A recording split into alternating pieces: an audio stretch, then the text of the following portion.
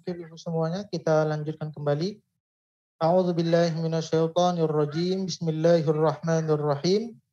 Assalamualaikum warahmatullahi wabarakatuh. Waalaikumsalam warahmatullahi wabarakatuh. Rabbi shrah li sadri wa yassir li amri wahlul 'uqdatam min lisani yafqahu qawli. Alhamdulillahi rabbil alamin, hamdan yuwafi ni'amahu wa yukafi'u mazidah. Ya Rabbana lakal hamdu kama yanbaghi li jalali wajhikal karim wa azimi sultanik. Allahumma salli wa sallim ala sayyidina Muhammad wa ala ali Muhammad. Walhamdulillahi rabbil alamin. Alhamdulillah, ibu yang dirahmati dan diberkahi oleh Allah Subhanahu wa taala. Pertama sekali mari kita bersyukur kehadirat Allah Subhanahu wa taala. Alhamdulillah, siang hari ini Allah masih berikan kita nikmat iman, nikmat Islam, nikmat kesehatan dan kesempatan. Kita bermohon kepada Allah Subhanahu wa taala, semoga dari seluruh nikmat yang Allah berikan kepada kita menjadikan kita hamba yang bertakwa di sisi Allah Subhanahu wa taala. Selanjutnya, tak lupa pula kita berselawat kepada junjungan kita Nabi besar Muhammad sallallahu alaihi wasallam. Allahumma salli wa sallim ala sayyidina Muhammad wa ala ali Muhammad. Semoga dengan kita selalu berselawat kepada baginda Rasulullah sallallahu alaihi wasallam, kiranya kita layak dan berhak mendapatkan syafaat dari beliau. Amin ya rabbal alamin. Alhamdulillah, ibu-ibu semuanya, kita lanjutkan lagi untuk materi tadabbur kita. Sekarang kita memasuki di ayat yang ke 246. Ayat 246 ini masih ada kaitannya di ayat 243, 244, 245. Di ayat 246 ini masih berkaitan bagaimana keburukan dari kaum Bani Israel, bahwa mereka menganggap kematian itu ada sebab di dalamnya. Padahal kematian itu bisa terjadi ada sebab dan tidak ada sebab. Karena kematian itu yang menentukan Allah Subhanahu wa taala. Kaum Bani Israel berpikir bahwa dengan mereka keluar berperang itu, maka akan mengantarkan kematian bagi mereka. Padahal kita lihat juga di dalam kehidupan kita, ada orang yang tidak berperang, ada orang yang hanya di rumah saja, ada orang yang meninggal juga di tempat tidur. Bahwa itu hanya menjadi perantara atau penyebab seorang itu bisa meninggal atau mati. Jadi kematian itu mutlak Allah yang menentukan. Kemudian sebabnya orang mati itu terkadang ada sebab, terkadang ada tidak memiliki sebab. Maka inilah kesalahan kaum Bani Israel ketika mereka memahami tentang arti dari kematian. Kemudian di ayat sebelumnya kita bahas, salah satu keburukan dari kaum Bani Israel, kita sudah bahas di awal juzuk 1 Bu ya, bagaimana keburukan-keburukan kaum Bani Israel. Mereka tuh banyak sekali diberikan nikmat oleh Allah Subhanahu wa taala, akan tetapi mereka ingkar kepada Allah Subhanahu wa taala. Termasuk banyak nikmat, salah satunya kita ulang sedikit, mereka diselamatkan dari kepungan Firaun, kan tetapi tidak membuat mereka juga dekat kepada Allah Subhanahu wa taala. Kemudian ketika mereka tersesat di padang pasir selama 40 tahun, Allah berikan juga jalan keluar bagi mereka. Kemudian ketika mereka kehausan di padang pasir, Allah berikan pancaran 12 mata air sesuai dengan jumlah suku dari mereka, sehingga mereka tidak saling berebut. Nah, inilah luar biasanya Bu ya, nikmat kepada mereka diberikan. Kemudian ketika itu juga mereka diberikan manna wassalwa. Apalagi yang diberikan oleh Allah Subhanahu wa taala, tempat yang subur di lingkungan mereka. Jadi apapun yang mereka inginkan semuanya ada di sana. Itulah nikmat yang banyak sekali diberikan kepada kaum Bani Israel, akan tetapi tidak mengantarkan mereka sedikit pun taat kepada Allah Subhanahu wa taala. Begitu juga salah satunya dalam ayat yang kita bahas ini adalah lanjutan dari ayat sebelumnya. Kaum Bani Israel ini ketika diturunkan perintah untuk berjihad, mereka tidak mau. Akan tetapi kalau sudah mendesak ketika kampung mereka terpisah dengan anak-anak mereka, baru mereka mau. Jadi melakukan kebaikan itu tunggu ada sesuatu yang datang. Dan ini sebenarnya menjadi pelajaran bagi kita semua ya Bu ya. Ketika melakukan kebaikan atau ketika kita berjuang untuk di jalan Allah Subhanahu wa taala, jangan menunggu kita sudah datang teguran atau sudah mendesak baru kita sadar. Itu salah satu sifat buruknya kaum Bani Israel. Sudah mereka rasakan dalam diri mereka, baru mereka baru mau berjihad. Padahal perintah itu sudah ada. Jangan tunggu nanti Allah datangkan azab atau datangkan musibah, baru kita tobat ke Allah. Itu salah satu keburukan dari kaum Bani Israel. Maka kita lanjutkan, saya bacakan ayatnya dulu, ayat 246. A'udzu billahi minasyaitonir rajim. Bismillahirrahmanirrahim. Alam tara ilal mala'i min bani Israila min ba'di Musa idh qalu linabiyyin lahu mub'ats lana malikan nuqatil fi sabilillah qala hal 'asaytum in kutiba 'alaikumul qitalu alla tuqatilu qalu wa ma lana alla nuqatila fi sabilillah wa qad ukhrijna min diyarina wa abnaina falamma kutiba 'alaihimul qitalu tawallaw illa qalilan minhum wallahu 'alimun bizzalimin. Tidakkah kamu perhatikan para pemuka Bani Israel setelah Musa wafat? Ketika mereka berkata kepada seorang nabi mereka, angkatlah seorang raja untuk kami. Niscaya kami berperang di jalan Allah. Nabi mereka menjawab, jangan diwajibkan atas kamu berperang, kamu tidak akan berperang juga. Mereka menjawab, mengapa kami tidak berperang di jalan Allah, sedangkan kami telah diusir dari kampung halaman kami dan dipisahkan dari anak-anak kami. Tetapi ketika berperang itu diwajibkan atas mereka, mereka berpaling. Kecuali sebagian kecil dari mereka dan Allah Maha mengetahui apa yang orang-orang yang berbuat zalim. Alhamdulillah ibu semuanya, kita bahas dari awal. Alam tara ilal mala'i min bani Israila min ba'di Musa. Tidakkah kamu perhatikan apa yang disuruh oleh Allah Subhanahu wa taala? Maaf ini Bu ya, di sinyal di Pak Ustadz, screen-nya nggak keluar. Sinyal laptop wifi-nya lemah. Iya. Alam tara ilal mala'i min bani Israila min ba'di Musa. Kata-kata alam tara ini sama ketika mengawali kisah kaum Bani Israel ini ketika diperintahkan berjihad. Turun perintah wajibnya jihad. Di ayat 243. Bunyi awalnya alam taro. Di ayat 246 bunyinya juga alam taro. Nah, berarti kedua perintah ini turun ketika diperintahkan kepada Nabi Muhammad SAW. Alam taro, tidakkah kamu? Kamu di sini siapa? Adalah Nabi Muhammad SAW. Taro, makna taro di sini adalah melihat atau memprihatinkan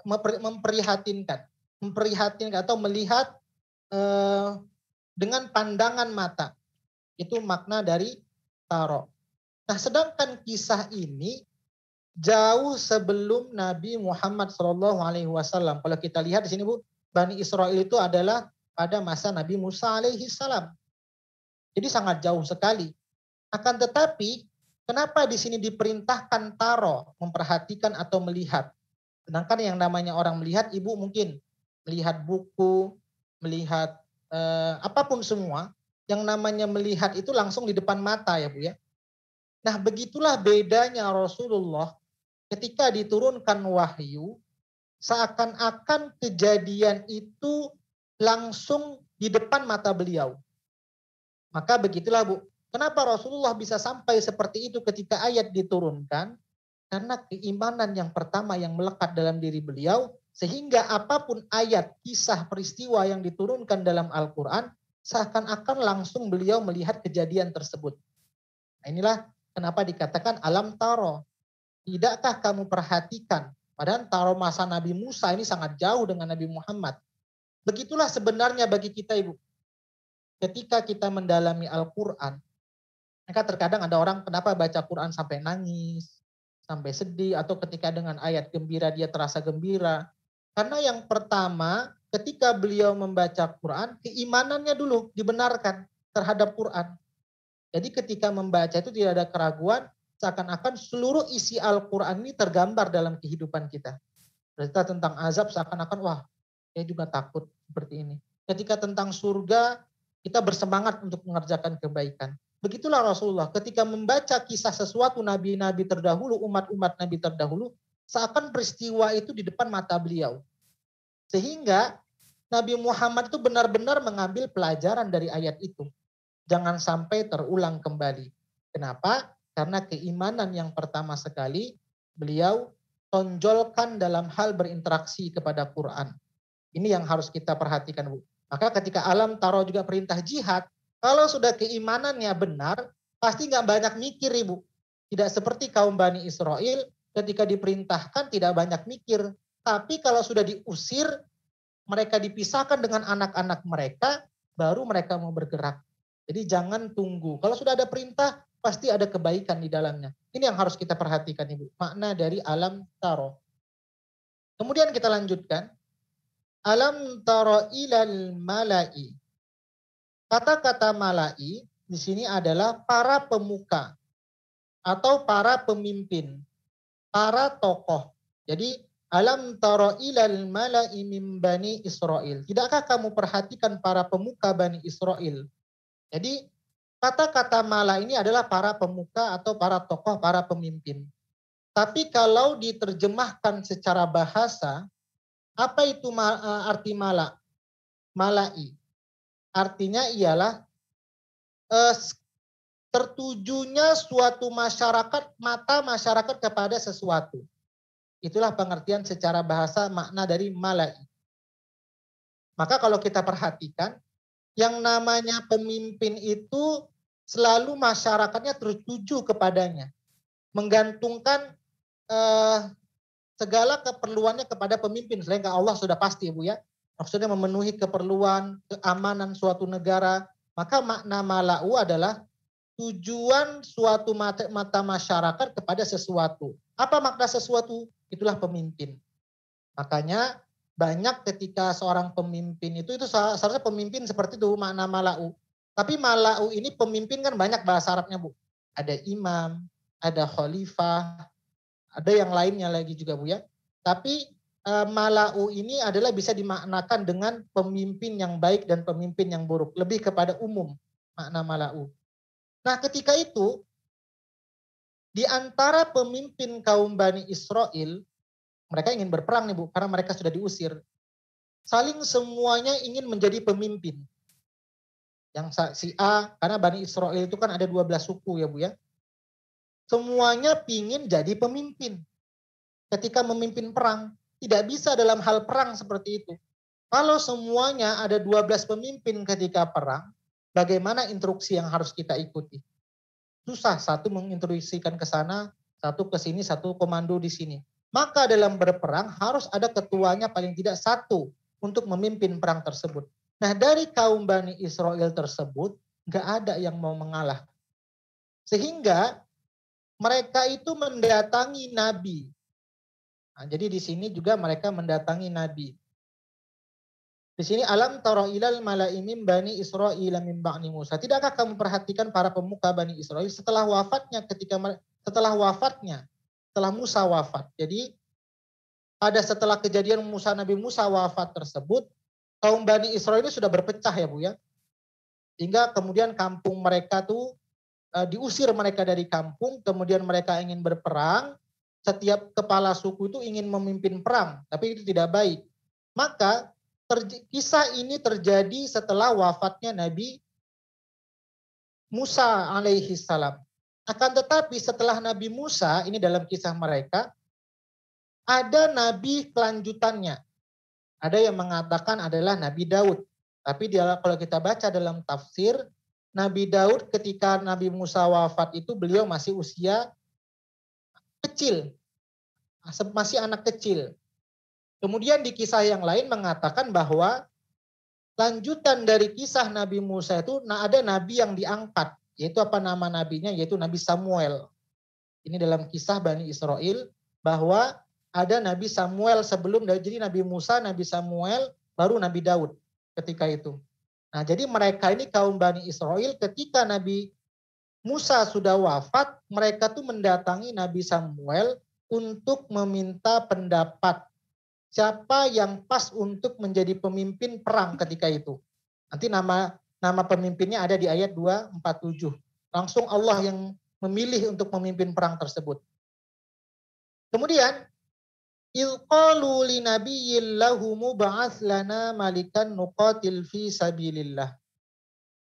Angkatlah seorang raja untuk kami. Niscaya kami berperang di jalan Allah Subhanahu wa taala. Kita lihat ya Bu ya. Murni atau tidak niatnya berperang kaum Bani Israel ini Bu.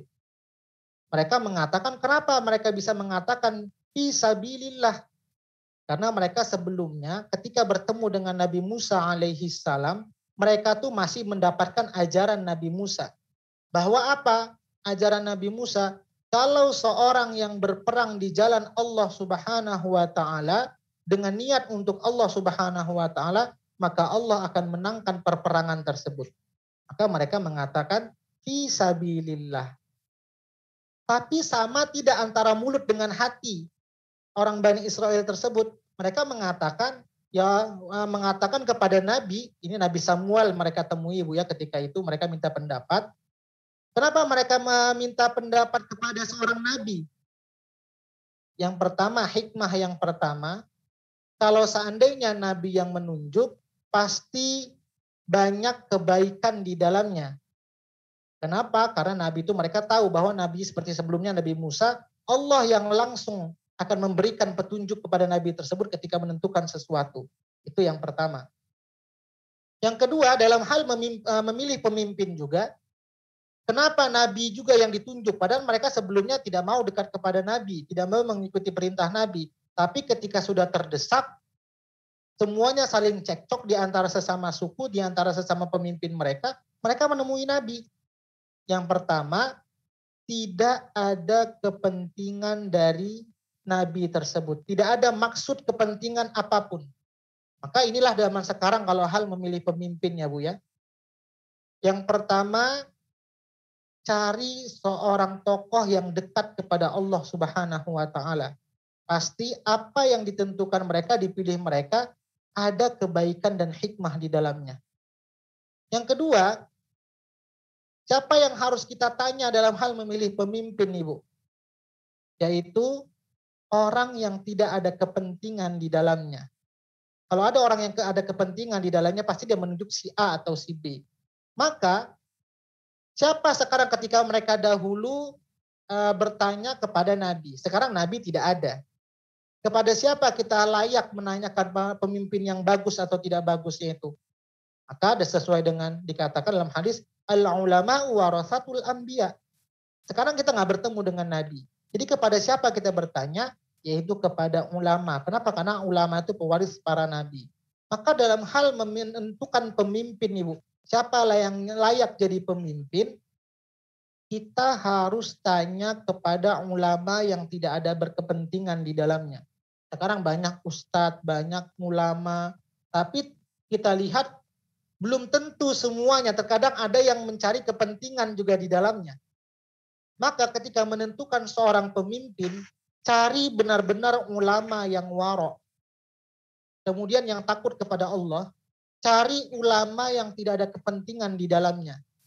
Begitulah cara kita menentukan pemimpin. Kenapa? Ini sebenarnya sudah kita lihat cikal bakal bagaimana kaum Bani Israel. Seharusnya mereka tuh memusuhi Nabi, karena mereka tuh banyak membunuh para Nabi. Tapi ketika mereka saling antara kepala pemimpin bertengkar, tidak menyatu antara satu dengan lainnya, yang mereka cari itu Nabi untuk cari pendapat. Kenapa? Karena mereka sebenarnya tahu ketika mereka meminta kepada Nabi pasti ada ikutsertaan dari Allah Subhanahu wa taala. Kemudian Nabi itu selalu berpikir baik dan tidak ada kepentingan di dalamnya. Inilah dalam hal memimpin. Maka kenapa juga kaum Bani Israel itu mendatangi Nabi Samuel Ini ketika itu setelah Nabi Muhammad itu Nabi Samuel. Tapi Nabi Samuel ini tidak disebutkan secara spesifik di dalam ayat ini, kita baca dalam tafsir. Kemudian Nabi yang kita wajib imani, Nabi dan Rasul itu hanya 25, maka tidak ada Nabi Samuel di dalamnya situ Bu ya. Tapi kita lihat kisah dari kaum Bani Israel, setelah Nabi Musa itu ada Nabi Samuel, baru Nabi Daud. Kemudian إِذْ قَالُوا لِنَبِيٍّ لَهُمُ ابْعَثْ لَنَا مَلِكًا نُقَاتِلْ فِي سَبِيلِ اللَّهِ. Angkatlah seorang raja untuk kami. Jadi mereka minta kepada Nabi Samuel tersebut. Wahai Nabi Samuel, kira-kira siapa yang pas, yang cocok, kira-kira memimpin kami untuk perang, untuk menghadapi orang-orang yang telah mengusir kami dari kampung dan yang telah memisahkan kami dengan keluarga. Lantas ketika itu nanti di ayat 47-nya Nabi Samuel menunjukkan atas wahyu dari Allah. Tapi apa? Inilah keburukan kaum Bani Israel. Sudah dapat pemimpinnya mereka nggak mau. Alasannya kenapa? Karena yang ditunjuk itu bukan dari kaum bangsawan dan tidak kaya raya. Ini juga Bu ya. Pada Nabi Samuel itu kriterianya pertama berilmu. Kemudian beliau itu kuat, sanggup untuk memimpin perang. Tapi masalahnya itu namanya Talut. Nanti yang dipilih itu adalah Talut. Nanti di ayat 47 namanya Talut. Jadi Talut itulah kenapa Talut itu orang yang kuat, berilmu, tapi dia bukan orang yang kaya raya dan bangsawan. Akan tetapi sudah minta kepada Nabi, ditunjukkan ini orangnya Talut namanya di ayat 47. Kaum Bani Israel malah tidak mau jadinya. Kenapa? Dia bukan orang kaya. Nah, ini juga salah satu. Untuk memilih pemimpin itu bukan mesti dia kaum bangsawan, bukan mesti dia juga orang kaya. Kenapa? Pemimpin itu yang pertama, dia harus punya ilmu bagaimana dia bisa mengatur masyarakatnya. Kemudian dia orang yang kuat, punya kekuasaan, punya wibawa. Jadi pemimpin itu punya wibawa, kuat itu juga bisa dikatakan wibawa. Kalau pemimpin tidak punya wibawa, apapun yang diomongkan itu tidak didengar oleh masyarakatnya. Kenapa? Karena kurang kewibawaan di dalamnya. Inilah kesalahan, salah satu keburukan dari kaum Bani Israel. Ketika sudah ditunjukkan pemimpin untuk perang, mereka malah berkepentingan untuk hal duniawinya saja. Ini pemimpinnya bukan orang kaya, kami nggak mau. Dia bukan orang kaum bangsawan, maka dia nggak mau. Inilah kesalahan besar. Kemudian, kita lanjutkan lagi ayatnya. Qala hal asaitum in kutiba alaikumul qitalu alla tuqatilu. Ini alasannya. Ayat sebelumnya di ayat 243 kaum Bani Israel sudah diturunkan perintah jihad. Kampungnya masih aman tapi sudah ada perintah jihad nih. Sudah ada gelagat atau sudah ada ciri-ciri orang yang akan mengganggu kampung mereka tapi mereka tenang. Nah, ketika musuh sudah mengusir mereka, ketika mereka sudah terpisah dengan anak, baru mau mereka bergerak untuk jihad. Ini juga Bu ya. Ketika kita membantu orang, jangan tunggu dulu orang itu benar-benar susah. Kalau memang dia sudah perlu membantu, kita bantu. Kalau kita mampu. Itu bagian dari jihad kalau kondisi dengan sekarang. Maka di sini salah satu, mereka tuh mau berjihad, mereka sudah terjepit kondisi mereka. Maka, qala hal asaitum in kutiba alaikumul qitalu alla tuqatilu. Nabi mereka menjawab, jangan jika diwajibkan atas kamu berperang, kamu tidak berperang juga. Jadi Nabi itu ketika menunjukkan pemimpin atau ketika mereka bertanya kepada Nabi Samuel tersebut, Nabi tersebut sebenarnya sudah ragu. Jangan-jangan ini berperang ini bukan karena Allah, walaupun di atasnya fi sabilillah. Tapi itu hanya di mulut saja, di hati mereka sebenarnya agar diri mereka dan anak-anak mereka bisa kumpul kembali.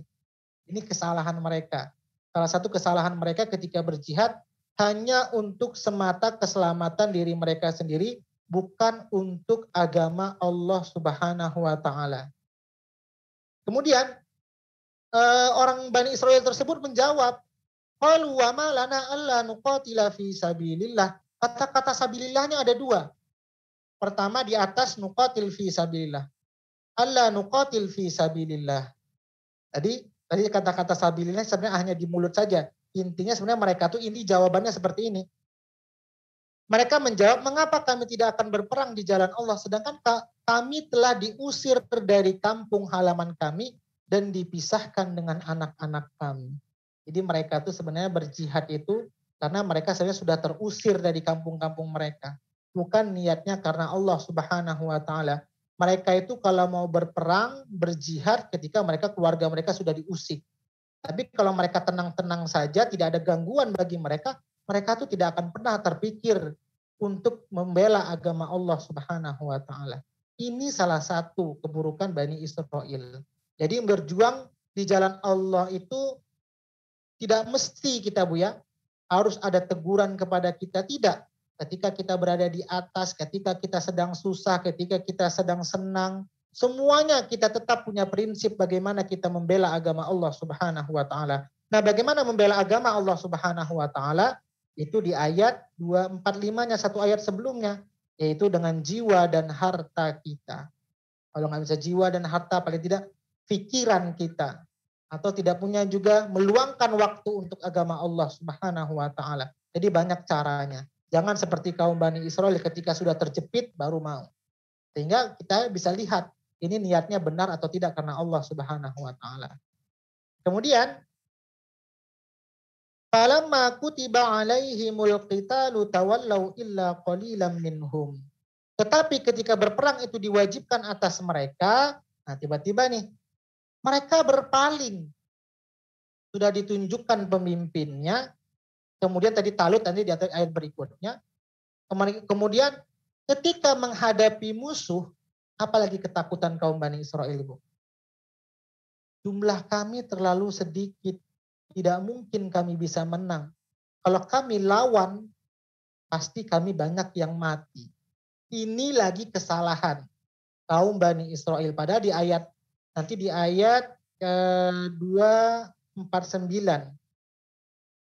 Di ayat 249 nanti di sini kita akan bahas juga Bu ya. Kam min fi'atin qalilatin ghalabat fi'atan katsiratan biiznillah wallahu ma'as sabirin, bahwa seorang itu ketika berperang itu menang atau tidaknya bukan tergantung jumlah dari pasukannya.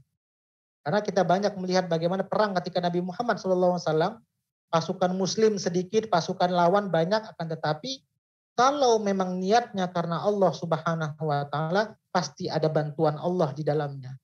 Tapi kaum Bani Israel tidak lagi. Ketika melihat pasukan mereka lebih sedikit, kemudian pasukan lawan lebih banyak, mereka berpaling. Tadi minta perang, ingin membela keluarga dan anak mereka. Ketika berhadapan dengan musuh yang begitu banyak, mereka malah nggak berani lagi.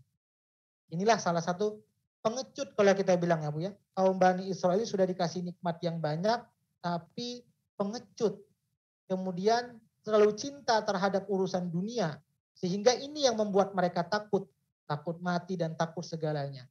Kemudian, wallahu alimum bizzalimin. Dan dan Allah Maha mengetahui orang-orang yang zalim. Itulah salah satu dikatakan orang yang lari dari medan perang itulah termasuk orang-orang yang zalim, dan mereka itu dosa besar bagi orang-orang yang lari dari perperangan. Satu ayat saja mungkin ini karena waktunya sudah mau asar Bu ya. Intinya seperti ini Bu. Kalau kita berhadapan, kalau kita berjuang untuk agama kita, jangan pernah mencari alasan di tengah. Karena orang-orang yang mencari banyak alasan, aduh saya seperti ini, saya nggak bisa, saya sibuk semuanya. Itu sebenarnya salah satu sifat buruknya kaum Bani Israel yang menempel dalam diri kita. Ketika perintah sudah ada suruh buat kebaikan, berjihad mereka nggak mau. Ketika sudah terdesak baru mau. Jadi kalau kita melakukan kebaikan, jangan sampai sudah terdesak baru kita berbuat baik. Tapi berbuat baiklah ketika kapanpun, kalau memang sudah perintah dari Allah, kita kerjakan baik di waktu susah mau di waktu senang, kapanpun kita kerjakan. Kemudian jangan berbalik arah seperti kaum Bani Israel. Ketika berjuang untuk agama Allah Subhanahu wa taala, kita menghadapi kesulitan, sibuk kita dengan kegiatan banyak yang harus kita kerjakan. Jangan kita berpaling, ya udahlah saya mundur saja, saya nggak bisa. Itu seperti kaum Bani Israel. Seharusnya kita harus hadapi lawan semua tantangan itu. Kenapa? Kalau memang benar niat kita karena Allah Subhanahu wa taala, Allah akan bantu niat baik kita. Allah beri kemudahan, Allah berikan pertolongan, sehingga mungkin yang kerjaan sulit bagi kita karena niat karena Allah, Allah berikan kemudahan. Ini yang harus kita luruskan niat kita kalau berjuang untuk agama Allah Subhanahu wa taala. Jangan seperti kaum Bani Israel. Perintahnya ada, nggak mau dikerjakan. Ketika sudah terdesak, baru mereka mau berperang. Ketika sudah berhadapan dengan musuh, melihat jumlah yang banyak, takut lagi, gentar. Padahal tadi sudah gentleman nih. Carikan kami nabi, siapa yang bisa memimpin perang kami. Tapi ketika sudah berhadapan pada musuh, kendor lagi semangatnya, takut. Karena mereka menganggap, kami pasti mati nih. Nah, itulah kesalahan dari kaum Bani Israel, dan mereka dikatakan oleh Allah Subhanahu wa taala, itulah orang-orang yang zalim. Seperti itu. Silakan, ada yang mau bertanya, Bu? Namanya kita satu ayat saja bisanya. Bisa dipahami penjelasan saya, Ibu? Bisa. Ya. Silakan yang mau tanya, Ibu. Bisa ya, Bu ya? Insya Allah, Pak Ustaz. Intinya, Insya Allah, Pak Ustaz. Kebaikan, jangan ketika kita sudah terjepit kesulitan menghadapi yang bisa kita kerjakan, jangan mundur. Tetap luruskan niat, muhasabah diri apa yang salahnya. Sehingga kalau kita sudah benarkan niat kita karena Allah, Allah akan lancarkan niat kita untuk melakukan kebaikan tersebut. Jangan seperti kaum Bani Israel ketika sudah di depan mata mundur mereka. Nah, itu jangan sampai seperti itu kita. Tetap terus berjalan. Baik, Ustaz. Iya. Jadi besok lanjutan 247 ya Ustaz? Ya, 247. Nampaknya tidak cukup waktunya Bu ya, karena ini sudah mau azan asar. Saya juga nampaknya harus setelah ini mau ke terminal ngantar Santi juga untuk balik kampung. Judulnya apa Ustaz? Masih kisah tentang kaum Bani Israel. Tadi kan di ayat atas tadi tentang perintah jihad, tapi mereka menanya kepada Nabi Samuel, kan di ayat atas belum ditunjukkan siapa nama raja yang dipilih untuk berperang. Baru di ayat 247-nya masih kisah yang sama. Nama raja tersebut yang memimpin perang itu namanya Talut. Nanti masih ceritanya lanjut. Jadi cerita ini habisnya sampai di ayat 252. Oke, baik Ustaz. Dan Jalut ini sampai ayat 252. Intinya bagaimana di ayat ini menceritakan bagaimana keburukan kaum Bani Israel. Ada lagi pertanyaan Ibu? Mohon maaf ya Bu ya kalau cuma satu ayat saja. Mudah-mudahan satu ayat ini bisa menjadi pelajaran bagi kita bagaimana ketika kita melakukan kebaikan, niat karena Allah, Allah akan bantu kita. Jangan putus di tengah jalan. Karena orang-orang yang ketika berani melawan putus di tengah jalan itu sifatnya Bani Israel. Dan itu tidak baik. Kalau kita benar-benar niat karena Allah Subhanahu wa taala, sekecil apapun kita kerjakan, Bu, walau hanya memikirkan saya nggak punya tenaga, saya nggak punya waktu, saya nggak punya uang, saya nggak punya tenaga. Ibu memberikan masukan saja di WhatsApp untuk agama Allah. Ama ya'mal mithqala dzarratin khairan yarah, ama ya'mal mithqala dzarratin syarran yarah. Sekecil apapun tetap Allah hitung. Dan ini untuk kita semua ya Bu ya. Saya katakan orang soleh itu banyak. Ibadah sendiri, kaya sendiri, rajin sendiri, baik sendiri. Tapi yang sampai derajat muslih itu jarang. Dan sahabat Nabi itu semua derajatnya muslih. Kalau soleh kita gampang. Tidak lihat kiri kanan, terserah orang sebelah tetangga, mau makan, mau tidak, mau miskin, mau apa, terserah. Tapi orang yang muslih itu selain baik untuk dirinya, bagaimana orang sekitarnya juga baik. Insya Allah dengan kita selalu memikirkan kebaikan untuk orang lain, Allah juga akan jamin kebaikan untuk diri kita. Ini yang harus kita perhatikan.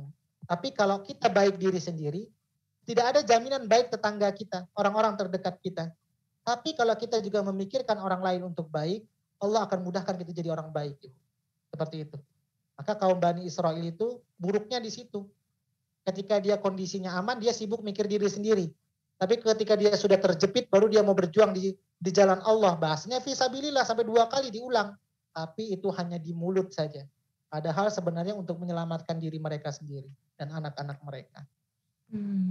Ini saja hikmah yang bisa kita ambil dari kisah kaum Bani Israel. Maka kalau yang dinamakan jihad itu banyak, selain berjuang dengan jiwa, dengan harta dikatakan di sini, atau dengan pikiran, dengan tenaga, itu adalah bagian dari kita menyumbangkan apa yang kita punya untuk di jalan Allah Subhanahu wa taala. Ini saja mungkin Ibu-Ibu, kalau tidak ada pertanyaan yang dapat saya sampaikan karena di Medan sudah azan asar. Semoga yang sedikit ini bisa bermanfaat untuk Ibu-Ibu semuanya. Insya Allah besok kita akan lanjutkan di ayat 47. Semoga tadabbur ini bisa kita terapkan dalam kehidupan kita sehari-hari. Ini saja yang dapat saya sampaikan, lebih kurangnya mohon maaf, kita tutup dengan doa yuk. A'udzu billahi minasyaitonir rajim. Bismillahirrahmanirrahim. Alhamdulillahi rabbil alamin. Hamdan yuwafi ni'amahu wa yukafi'u mazidah. Ya Rabbana lakal hamdu kama yanbaghi li jalali wajhikal karimi wa azimi sultanik. Allahumma salli wa sallim ala sayyidina Muhammad. Allahumma rahamna bil Qur'an. Allahumma ja'alna min ahlil Qur'an. Allahumma nawwir qulubana bil Qur'an. Wa zayyin akhlaqana bil Qur'an. وأدخلنا الجنة بالقرآن ونجنا من النار بالقرآن ربنا آتنا في الدنيا حسنة وفي الآخرة حسنة وقنا عذاب النار وصلى الله على سيدنا محمد وعلى آله وصحبه وسلم سبحان ربك رب العزة عما يصفون وسلام على المرسلين والحمد لله رب العالمين. Alhamdulillah, ini saja dapat saya sampaikan, lebih kurangnya mohon maaf. Saya izin pamit keluar Ibu. Assalamualaikum warahmatullahi wabarakatuh.